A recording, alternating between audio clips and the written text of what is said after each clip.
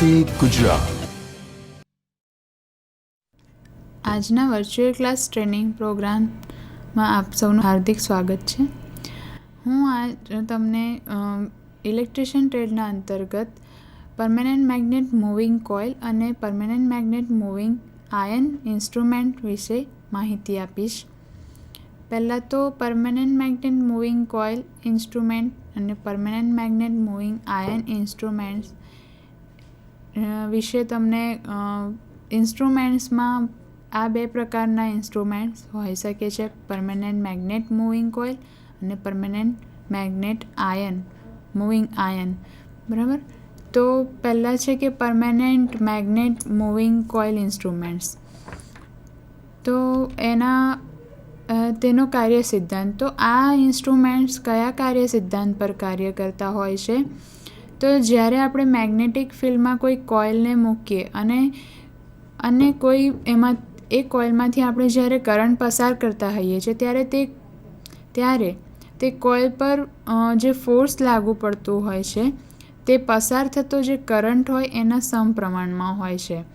એટલે કે જ્યારે આપણે કોઈ પણ વાહકને એટલે કે કોઈ પણ કોઇલને અથવા તો કોઈ પણ કોઇલને મેગ્નેટિક ફિલ્ડમાં જ્યારે મૂકતા હોઈએ છીએ ત્યારે તે શું કરે છે? કોઇલ અને કરંટ પસાર કરતા હોઈએ તો તે કોઇલ પર ફોર્સ લાગુ પડતો હોય છે અને તે શેના બરાબર હોય છે? તો કરંટના પસાર થતો જે કરંટ હોય એના સમપ્રમાણમાં હોય છે. તો આ જ સિદ્ધાંત પર permanent magnet moving coil instruments કાર્ય કરતા હોય છે. એની આકૃતિ તમને આકૃતિમાં દર્શાવ્યા મુજબ તેનો રચના અને તેને સમજીશું આપણે. તો આકૃતિમાં એક એલ્યુમિનિયમ ફર્મા પર લંબચોરસ એલ્યુમિનિયમ ફર્મો છે, તેના પર કોઇલ વીંટાળેલી છે. કોઇલ એ કોપરની બનેલી હોય છે. હવે આ ફર્મા પર શું હોય છે? તો તેમાં પરમેનન્ટ મેગ્નેટ હોય છે, શાફ્ટ આયન કોર હોય છે અથવા તો પીસ હોય છે, સ્કેલ, પોઇન્ટર અને 2 જ્યુઅલ બેરિંગ અને સ્પિન્ડલ સાથે 2 સ્પાઇરલ હેરસ્પ્રિંગ દર્શાવેલી હોય છે. તો જ્યારે આપણે આનો કાર્ય સિદ્ધાંત રચના સમજતા હોઈએ છીએ ત્યારે એમાં permanent magnet, spindle, shaft iron core, scale, pointer, 2 jewel bearing હોય છે. હવે આ જે મૂવિંગ કોઇલ છે શેની બનેલી હોય છે? તો કોપરના વાયરની બનેલી હોય છે અને તેને હલકા એલ્યુમિનિયમ ફર્મા પર વીંટાળવામાં આવે છે. તેને યુનિફોર્મ મેગ્નેટિક ફિલ્ડમાં રાખવામાં આવે છે. એટલે કે કોઈપણ કોઇલ હોય અથવા કોઈપણ વાહક હોય ને આપણે યુનિફોર્મ મેગ્નેટિક ફિલ્ડમાં રાખીશું તો જ આપણને ફોર્સ ઉત્પન્ન થશે તેના પર. હવે જે સ્પિન્ડલ છે તેને 2 જ્યુઅલ બેરિંગ વચ્ચે મૂકવામાં આવે છે. 2 જ્યુઅલ બેરિંગ આકૃતિમાં દર્શાવ્યા પ્રમાણે 2 જ્યુઅલ બેરિંગ હોય છે. અહીંયા હોય છે 2 જ્યુઅલ બેરિંગ અને એને સ્પિન્ડલ પર ફિક્સ કરવામાં આવે છે. 2 જ્યુઅલ બેરિંગ વચ્ચે સ્પિન્ડલ મૂકવામાં આવે છે એટલે બેરિંગથી સ્પિન્ડલ મુક્ત રીતે પોઇન્ટર અને સ્પિન્ડલ પર પોઇન્ટર મૂકવામાં આવે છે એટલે પોઇન્ટર મુક્ત રીતે ફરી શકે તેના માટે બેરિંગ હોય છે. હવે આ સ્પિન્ડલ પર કોઇલને ફિક્સ કરવામાં આવે છે. કોઇલના બંને છેડા જે હોય છે તેને 2 સ્પાઇરલ ફોસ્ફરસ સ્પ્રિંગ સાથે જોડેલા હોય છે. આકૃતિમાં આપણે જોઈ શકીએ છીએ જે કોઇલના બંને છેડા હોય છે, જે શરૂઆતનો છેડો અને અંતિમ જે છેડો છે તેને બંનેને ફોસ્ફરસની આ જે સ્પ્રિંગ છે, ફોસ્ફરસ બ્રોન્ઝની સ્પ્રિંગ સાથે જોડેલા હોય છે. એ સ્પ્રિંગ દ્વારા શું થાય છે? તો કરંટ અંદર જાય છે અને બહાર નીકળે છે કોઇલમાંથી. હવે આ જે સ્પ્રિંગ છે એ શું કાર્ય કરે છે? તો કંટ્રોલિંગ ટોર્ક પૂરું પાડે છે. આપણે કંટ્રોલિંગ ટોર્ક 2 રીતે મેળવી શકીએ છીએ: સ્પ્રિંગ કંટ્રોલિંગ દ્વારા, સ્પ્રિંગ કંટ્રોલ દ્વારા પણ મેળવી શકીએ છીએ અને ગ્રેવિટી કંટ્રોલ દ્વારા મેળવી શકીએ છીએ. તો આ જે સ્પ્રિંગ છે એના દ્વારા આપણને કંટ્રોલિંગ ટોર્ક મળે છે. હવે એમાં એક સોફ્ટ આયન કોર મૂકેલી હોય છે આકૃતિમાં દર્શાવ્યા મુજબ. તો સોફ્ટ આયન કોર જે છે એનું કાર્ય શું છે? તો તે જે પોલ્સ છે, મેગ્નેટિક જે 2 પોલ્સ છે એમની જે હોલો એર ગેપ છે તેનું વચ્ચેનું રિલક્ટન્સ ઘટાડે છે. એટલે કે કરંટને પસાર થવા માટે માર્ગ બનાવી આપે છે. રિલક્ટન્સ ઘટાડે છે એટલે કે કરંટ પસાર થઈ શકે તેનો એ માર્ગ બતાવી આપે છે. તો આ જે સોફ્ટ આયન કોરનું કાર્ય એ હોય છે કે પોલ્સની હોલો એર ગેપનું રિલક્ટન્સ ઘટાડે છે. હવે ડેમ્પિંગ ટોર્ક કઈ રીતે મેળવવામાં આવે છે? તો ડેમ્પિંગ ટોર્ક એલ્યુમિનિયમ ફર્મામાં ઉત્પન્ન થતા એડી કરંટથી મેળવવામાં આવે છે. એટલે જ્યારે કોઇલ ફેરવવામાં આવે મેગ્નેટની વચ્ચે, પરમેનન્ટ મેગ્નેટની વચ્ચે, ત્યારે શું ઉત્પન્ન થશે? એડી કરંટ ઉત્પન્ન થશે. અને આ એડી કરંટ દ્વારા આપણને ડેમ્પિંગ ટોર્ક મળે છે એલ્યુમિનિયમ ફર્મામાં, જે લંબચોરસ એલ્યુમિનિયમ ફર્મો છે તેના પર. હવે જ્યારે મેગ્નેટિક ફિલ્ડમાં જ્યારે કરંટ લઈ જતી કોઇલને મૂકવામાં આવે તો તેના પર લાગતો ફોર્સ એ નીચેના સૂત્ર દ્વારા આપણે ગણી શકીએ છીએ. કેટલો ફોર્સ લાગે છે જ્યારે આપણે એને મેગ્નેટિક ફિલ્ડમાં કોઇલને મૂકીએ છીએ ત્યારે? તો તેનું એક સૂત્ર છે, ફોર્સ F બરાબર BIL ન્યૂટન જેટલું અમને ફોર્સ લાગતું હોય છે કોઇલને, જ્યારે આપણે મેગ્નેટિક ફિલ્ડમાં એને મૂકીને કરંટ પસાર કરતા હોઈએ છીએ ત્યારે. તો BILમાં B શું છે? તો અહીંયા B એ ફ્લક્સ ડેન્સિટી બતાવે છે, એટલે જે તે મેટલની ફ્લક્સ ડેન્સિટી બતાવે છે. પછી I એ કરંટ થતો મૂવિંગ કોઇલમાંથી પસાર થતો કરંટ બતાવે છે.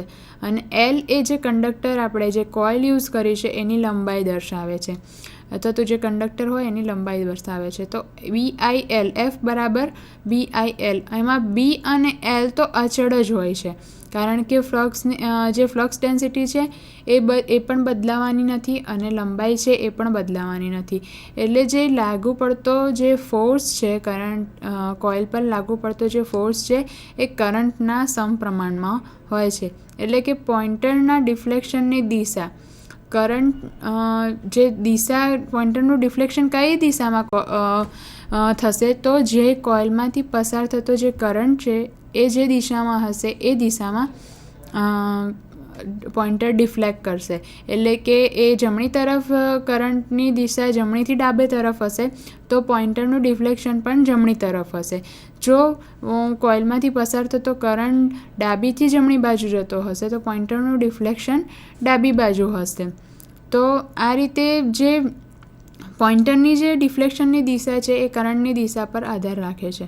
હવે મૂવિંગ કોઇલ ઇન્સ્ટ્રુમેન્ટમાં જો પોલારિટી મહત્ત્વની છે, એનો મતલબ એ થયો કે દિશા પર પોઇન્ટરના ડિફ્લેક્શન આધાર રાખે છે કરંટની દિશા પર, તો એની પોલારિટી મહત્ત્વની છે. એટલે જો ઇન્સ્ટ્રુમેન્ટમાં પોલારિટી અલગ ઉલટી જોડવામાં આવે, એટલે કે પ્લસ સાથે માઇનસ અથવા તો માઇનસ સાથે પ્લસ જોડવામાં આવે તો પોઇન્ટરનું જે ડિફ્લેક્શન છે રિવર્સ દિશામાં થઈ જાય છે, અથવા તો પોઇન્ટર 0થી નીચેનું રીડિંગ બતાવતું હોય છે અથવા તો 0 બતાવતું, એટલે કે આપણને જે સાચું રીડિંગ મળવું જોઈએ તે મળતું નથી. એટલે કે કોઈપણ ઇન્સ્ટ્રુમેન્ટને આપણે ઇન્સ્ટ્રુમેન્ટ સાથે આ કોઇલને જોડવામાં આવે તો પહેલાં એની પોલારિટી ચેક કરવી પડે છે.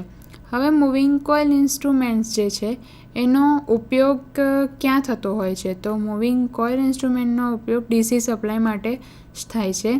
AC સપ્લાય માટે આપણે જ્યારે AC સપ્લાય એની સાથે જોડીએ છીએ ઇન્સ્ટ્રુમેન્ટ સાથે, તો ઓલ્ટરનેટિંગ કરંટના કારણે જે પોઇન્ટર છે એ વાઇબ્રેટ થશે, 0 પોઝિશન આગળ વાઇબ્રેટ થશે, એટલે કે રીડિંગ બતાવે નહીં. એટલે મૂવિંગ કોઇલ ઇન્સ્ટ્રુમેન્ટ માત્ર DC સપ્લાય પર જ કાર્ય કરતું હોય છે, AC સપ્લાય પર કાર્ય કરતું નથી. AC સપ્લાય પર વાઇબ્રેટ થશે, AC સપ્લાય આપણે જ્યારે આપીએ છીએ ત્યારે વાઇબ્રેટ થાય છે. હવે મૂવિંગ આયન ટાઈપ ઇન્સ્ટ્રુમેન્ટ્સ. તો આ પ્રકારનું જે ઇન્સ્ટ્રુમેન્ટ્સ હોય મૂવિંગ આયન ટાઈપ, એમાં આયનના ટુકડાઓ હોય છે. એટલે કે આ પ્રકારના જે ઇન્સ્ટ્રુમેન્ટ્સ છે એમાં 2 મેગ્નેટાઇઝ આયનના ટુકડા હોય છે.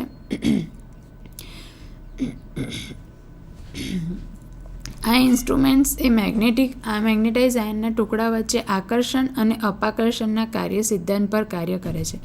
એટલે કે 2 ટુકડાઓ વચ્ચે આકર્ષણ થઈ શકે છે અથવા તો અપાકર્ષણ થઈ શકે છે. આ 2 કાર્ય સિદ્ધાંત પર આ પ્રકારના ઇન્સ્ટ્રુમેન્ટ્સ કાર્ય કરતા હોય છે.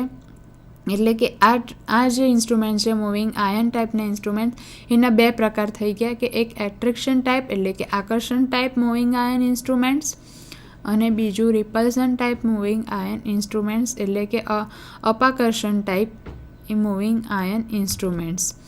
હવે પહેલું આપણે સમજીએ કે એટ્રેક્શન ટાઈપ મૂવિંગ આયન ઇન્સ્ટ્રુમેન્ટ્સમાં એની રચના અને એનો સિદ્ધાંત કયા સિદ્ધાંત પર કાર્ય કરતું હોય છે.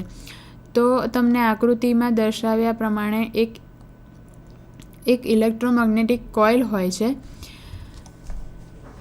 આ જે કોઇલ બતાવી છે એમાં કોર તરીકે એર હોય છે, બરાબર. તે આ જે ઇલેક્ટ્રિક કોઇલ છે તેને આકૃતિમાં દર્શાવ્યા મુજબ સોફ્ટ આયનનો આ એક પીસ છે. એ સોફ્ટ આયનનો પીસ છે તેને સ્પિન્ડલ પર ફિટ કરવામાં આવે છે. આ જે સ્પિન્ડલ છે એના પર ફિટ કરવામાં આવે છે સોફ્ટ આયન પીસને, અને તેની સાથે તેની વચ્ચે કોઇલ મૂકવામાં આવે છે. એટલે આ જે કોઇલ છે એને તેની સાથે મૂકવામાં આવે છે, એટલે સ્પિન્ડલની વચ્ચે મૂકવામાં આવે છે. સ્પિન્ડલ ક્યાં હોય છે? તો સ્પિન્ડલને 2 જ્યુઅલ બેરિંગ વચ્ચે મૂકવામાં આવે છે, કારણ કે પોઇન્ટર હંમેશા સ્પિન્ડલ પર હોય છે. એટલે પોઇન્ટર મુક્ત રીતે ફરી શકે, એટલે પોઇન્ટર સ્કેલ પર મુક્ત રીતે ફરી શકે તે માટે 2 જ્યુઅલ બેરિંગ વચ્ચે સ્પિન્ડલ મૂકવામાં આવે છે અને પોઇન્ટરને સ્પિન્ડલ સાથે જોડેલો હોય છે. હવે જ્યારે ઇલેક્ટ્રોમેગ્નેટિક કોઇલમાંથી કરંટ પસાર ન થતો હોય, એટલે કે જ્યારે સપ્લાય બંધ હોય, ત્યારે પોઇન્ટર 0 પોઝિશન પર જ રહેતો હોય છે. અને જ્યારે આપણે કોઇલનું સપ્લાય સાથે જોડાણ કરીએ છીએ ત્યારે કોઇલમાં મેગ્નેટિક ફિલ્ડ ઉત્પન્ન થાય છે. એટલે કે કોઇલમાં અને કોઇલની આજુબાજુ મેગ્નેટિક ફિલ્ડ ઉત્પન્ન થાય છે. એટલે કે જે સોફ્ટ આયનના જે ટુકડા છે તે એકબીજા તરફ આકર્ષશે, અને આકૃતિમાં બતાવ્યા પ્રમાણે જે આયનનો મોટો ભાગ છે એ કોઇલ તરફ ખેંચાય છે. એટલે કે જે સોફ્ટ આયન એટલે કે લોખંડ, એ હંમેશા એનો મોટો ભાગ જે છે કોઇલ એટલે કે જે કોપરની કોઇલ છે એના તરફ ખેંચાય છે. એટલે એક બાજુ આયનનો ટુકડો ખેંચાય છે એટલે શું થશે? સ્પિન્ડલ ફરશે અને સ્પિન્ડલ પર મૂકેલું પોઇન્ટર પણ ફરશે, એટલે કે ડિફ્લેક્ટ થશે. તો પોઇન્ટરના ડિફ્લેક્શનમાં વધારો ત્યારે જ થાય જ્યારે મેગ્નેટિક ફિલ્ડ વધુને વધુ ઉત્પન્ન થાય. એટલે કે જેમ કરંટ વધારે પસાર થશે એમ મેગ્નેટિક ફિલ્ડ વધારે ઉત્પન્ન થશે, અને આ વધારે ઉત્પન્ન થશે ત્યારે પોઇન્ટરનું ડિફ્લેક્શન વધી જશે. હવે જ્યારે કોઇલમાંથી કરંટ પસાર થતો હોય તો તેની દિશા જે છે એ આયનના ટુકડા પર લાગતા આકર્ષણથી સ્વતંત્ર હોય છે. એના દિશા સાથે કોઈ સંબંધ હોતો નથી. એટલે આપણે કરંટની દિશા પર એનું આકર્ષણ પર આધાર રાખે છે એવું ના કહી શકીએ. હવે આ આકર્ષણ ટાઈપ મૂવિંગ આયન ઇન્સ્ટ્રુમેન્ટ્સ જોયું આપણે. હવે બીજું છે અપાકર્ષણ ટાઈપ મૂવિંગ આયન ઇન્સ્ટ્રુમેન્ટ્સ. આ ઇન્સ્ટ્રુમેન્ટ્સમાં જે બ્રાસનું બોબિન હોય છે, આકૃતિમાં દર્શાવ્યા પ્રમાણે આ જે બોબિન છે એના પર કોઇલ વીંટાળવામાં આવે છે. અને તેની અંદરની તરફ 2 સોફ્ટ આયનની પટ્ટીઓ M અને F ધરી પર સેટ કરેલી હોય છે. આ જે M અને F પટ્ટી જે દેખાય છે એરા વડે, બરાબર, F પટ્ટી આ છે તેને ફિક્સ કરેલી હોય છે, અને આ જે S બતાવે છે સ્પિન્ડલ છે.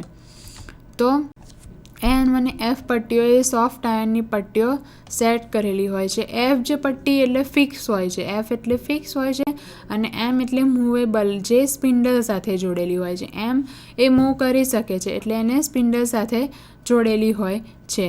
અને સ્પિન્ડલ પર શું હોય છે? તો પોઇન્ટર આ બતાવ્યો છે, પોઇન્ટર દર્શાવેલો હોય છે સ્પિન્ડલ પર, બરાબર. એટલે જેમ સ્પિન્ડલ ફરશે તેમ પોઇન્ટર ડિફ્લેક્ટ કરશે. હવે જ્યારે કોઇલમાંથી કરંટ પસાર થતો ના હોય, એટલે કે જ્યારે સપ્લાય બંધ હોય છે, ત્યારે પોઇન્ટર પોતાની 0 પોઝિશન પર જ હોય છે, અને F અને જે M જે પટ્ટીઓ છે એકબીજા સાથે જોડાયેલી હોય છે, એટલે કે ભેગી હોય છે.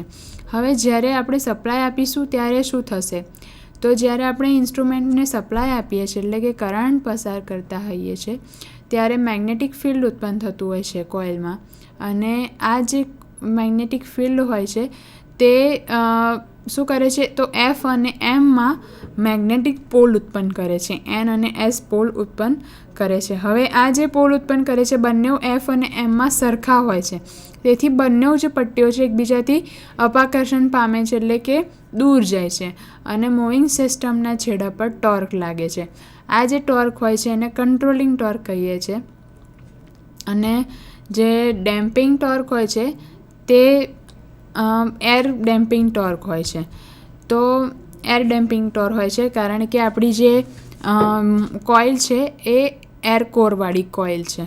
તો ડેમ્પિંગ ટોર્ક એ આપણને એર ટાઈપનો એર ટોર્ક ડેમ્પિંગ ડિવાઇસ મળે છે આમાં. અને કંટ્રોલિંગ ટોર્ક એ આ રીતે એકબીજાથી જ્યારે અપાકર્ષણ પામે છે ત્યારે જે મૂવિંગ સિસ્ટમના છેડા પર જે ટોર્ક લાગે છે તે કંટ્રોલિંગ ટોર્ક હોય છે. તો આ ઇન્સ્ટ્રુમેન્ટમાં બે ટોર્ક, કંટ્રોલિંગ ટોર્ક અને ડિફ્લેક્ટિંગ ટોર્ક, આ બંને જ્યારે ટોર્ક સરખા થઈ જશે ત્યારે મૂવિંગ સિસ્ટમ સ્થિર થઈ જશે. આમાં તમને એક જે ફિક્સ પટ્ટી ને મૂવેબલ પટ્ટી એમ અને એફ જે પટ્ટી છે એ દર્શાવી છે. જે ફિક્સ છે એ ફિક્સ બતાવી છે અને જે મૂવેબલ છે એટલે મૂવિંગ સ્ટ્રીપ છે એમ એ ફરતી બતાવી છે. જ્યારે સરખા થઈ જાય બંને ટોર્ક ત્યારે જે પોઇન્ટર છે મૂવિંગ સિસ્ટમ છે એ સ્થિર થશે. આ પ્રકારના ઇન્સ્ટ્રુમેન્ટમાં એર ડેમ્પિંગ ટોર્કનો ઉપયોગ થાય છે. આ ઇન્સ્ટ્રુમેન્ટમાં ઉત્પન્ન થતો ડિફ્લેક્ટિંગ ટોર્ક કેટલો ઉત્પન્ન થાય છે તો કોઇલમાંથી પસાર થતા કરંટના વર્ગના સમપ્રમાણમાં હોય છે. એટલે આપણે જેટલો કરંટ પસાર કરીશું એના કરતાં એનો વર્ગ જેટલું આપણને ડિફ્લેક્ટિંગ ટોર્ક મળે છે. તો આપણે એના પરથી ધારી શકીએ આપણે જરાક થોડું પણ કરંટ પસાર કરીએ છીએ તો ડિફ્લેક્ટિંગ ટોર્ક આપણને જલ્દી મળે છે. હવે આ આકૃતિમાં બી તમે સમજી શકો છો કે આ મૂવેબલ સ્ટ્રીપ છે જેને સ્પિન્ડલ સાથે જોઈન્ટ કરેલી છે. સ્પિન્ડલ સાથે પોઇન્ટર લગાવેલો છે અને આ એક સ્ટેશનરી એટલે કે ફિક્સ સ્ટ્રીપ છે. શેની બનેલી હોય છે સ્ટ્રીપ? તો કોપરની, બરાબર. હવે આ સ્પિન્ડલ છે એના સાથે પોઇન્ટર લગાવેલો છે. આ જે કોઇલ છે જ્યારે કરંટ તો અહીંયા મેગ્નેટિક ફિલ્ડ ઉત્પન્ન થશે અને મૂવેબલ સ્ટ્રીપ જે છે એ ફરશે એટલે પોઇન્ટર પોતાની જગ્યાએથી ડિફ્લેક્ટ થશે. તો આ રીતે આપણને જ્યારે કંટ્રોલિંગ ટોર્ક ને ડિફ્લેક્ટિંગ ટોર્ક હોય એ થાય ત્યારે જ જે પોઇન્ટર છે એ સ્થિર થશે અને આપણને જે તે રીડિંગ બતાવે છે. હવે આ જે ઇન્સ્ટ્રુમેન્ટ્સ હોય છે એનો જે સ્કેલ હોય છે એ એક સરખો હોતો નથી. એટલે કે એનો સ્કેલ અનયુનિફોર્મ હોય છે, નોન યુનિફોર્મ હોય છે. તો આ પ્રકારના ઇન્સ્ટ્રુમેન્ટ્સમાં બસ આ એક અનયુનિફોર્મ હોય છે, નોન યુનિફોર્મ એનો સ્કેલ હોય છે.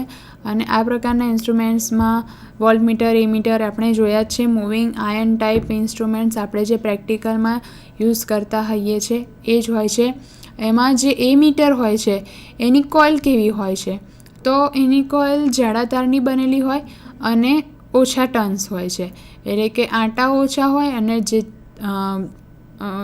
તાર જે છે એની જાડાઈ વધારે હોય છે. અને જે વોલ્ટમીટર છે એમાં એની જે કોઇલ હોય એ પાતળા તારની બનેલી હોય છે અને એમાં આંટા કેવા હોય છે? વધારે હોય છે. તો આ રીતનું મૂવિંગ આયન જે એટ્રેક્સ રિપલ્સન ટાઈપ મૂવિંગ આયન ઇન્સ્ટ્રુમેન્ટ્સ આપણે જોયું. હવે આ જે મૂવિંગ આયન ઇન્સ્ટ્રુમેન્ટ્સ છે એના ફાયદા શું છે? તો એક ફાયદો તો એ છે એનો કે એ એસી ને ડીસી બંને સપ્લાય પર ચાલે છે. જો એસી તમે સપ્લાય આપો તો પણ એ રીડિંગ બતાવે છે, ડીસી સપ્લાય આપો છો તો પણ રીડિંગ બતાવે છે. તમે પ્રેક્ટિકલ્સમાં વોલ્ટમીટર અને એમીટરના જ્યારે રીડિંગ લેતા હોય છે ત્યારે તમે જોયું હશે. તો મૂવિંગ આયન ઇન્સ્ટ્રુમેન્ટ જે હોય છે એસી ને ડીસી બંને સપ્લાય પર કાર્ય કરતા હોય છે. અને મૂવિંગ કોઇલ મીટર જે હોય છે એના કરતાં સસ્તા પણ હોય છે અને તેની રચના સાદી હોય છે. એટલે કે તેની રચના સરળ હોય છે. તેનું ડાયલ 240 ડિગ્રીમાં હોય છે. એટલે કે જેનું તે દર્શક જે છે 240 ડિગ્રીમાં હોય છે, 360માં હોતું નથી. એટલે 240 એટલે રીડિંગ એનો સ્કેલ મોટો હોય છે. હવે ગેરફાયદા શું છે? તો એના ગેરફાયદામાં એસી સપ્લાય આવે ત્યારે હિસ્ટેરેસિસ લોસ અને ફ્રીક્વન્સી ફેરફાર, વેવફોર્મ અને સ્ટ્રે મેગ્નેટિક ફિલ્ડના કારણે થોડીક એરર રહે છે રીડિંગમાં. અને તેનો જે સ્કેલ નોન યુનિફોર્મ છે એ એનો મોટો ગેરફાયદો છે.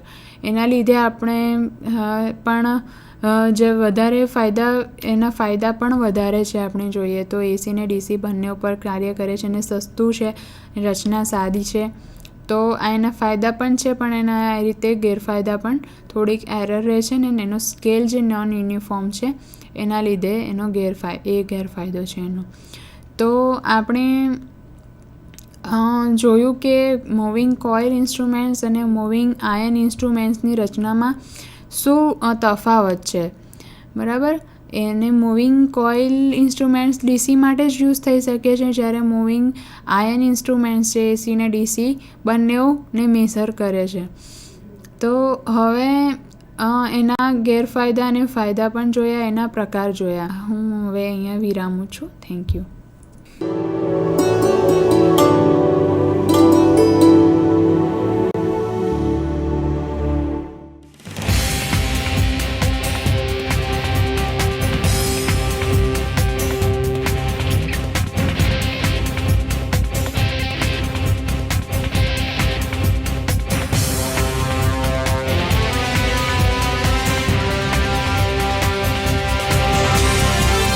વંદે ગુજરાત.